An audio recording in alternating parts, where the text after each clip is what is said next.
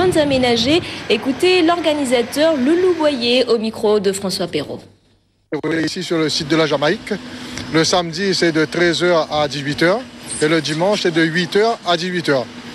Donc, ça sera sur 6 zones. 6 zones qu'on voit, les véhicules vont évoluer sur ces 6 zones-là. On a réalisé ça sur ce site qui était une décharge publique.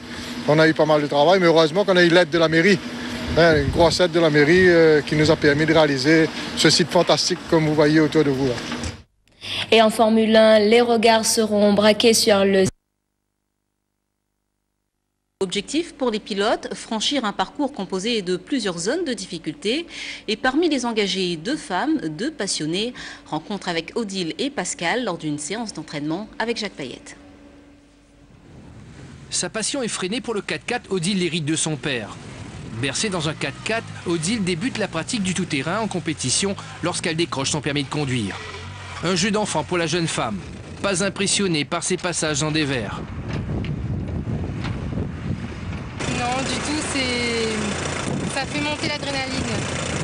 Les qualités, il faut avoir beaucoup de patience parce que le trial 4x4, c'est que en première.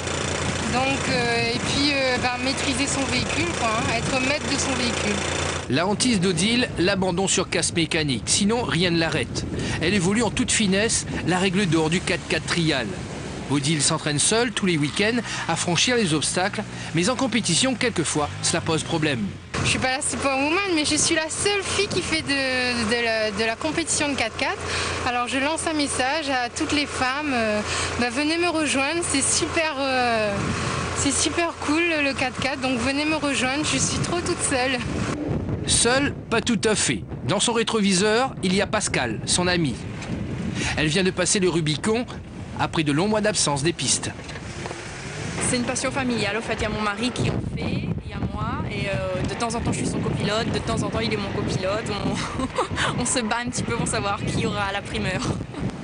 Pascal a une bête de franchissement entre les mains, une bête que la belle manie à la perfection.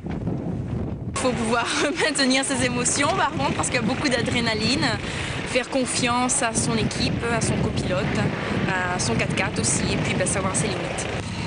Pente, dévers, fossés, road scroll, voilà toute la diversité des difficultés.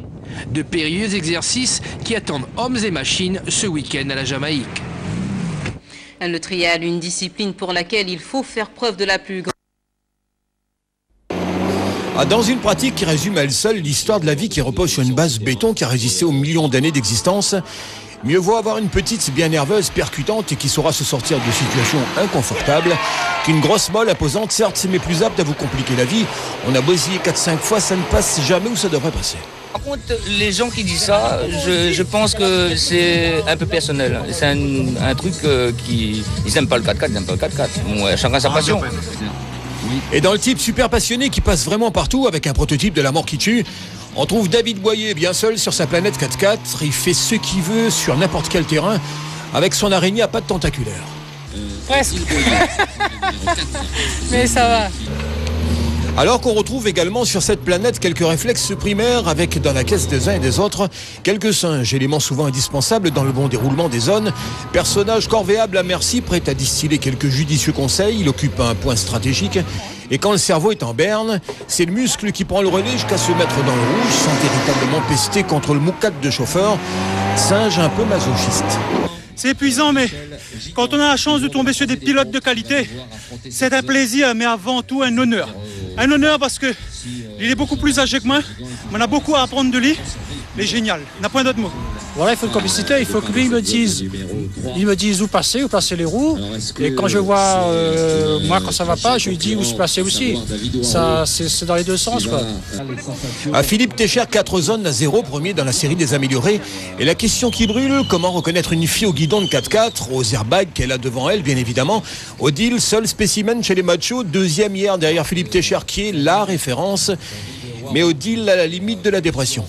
Et là, il me faut des équipages féminins pour essayer de me donner du courage parce que là, je commence à baisser les bras là. Un week-end festif complet avec les 3e et 4e manches de championnat qui voit chez les randonneurs Jimmy Waro associé à Pascal Fontaine l'emporter devant Ludovic Waro, lui-même faisant équipe avec un Waro. En super série, Fontaine-Josian, Dijou Laurent était tout seul. Et en maxi série, victoire de Razé Bassia, l'un associé à son frère Thierry. Aux dernières nouvelles, les 7 nuits encore, on entendait la grosse japonaise pousser ses derniers râles dans la boue à la lumière de quelques bougies. Voilà, et c'est la fin de ce journal. Merci de votre attention. À suivre la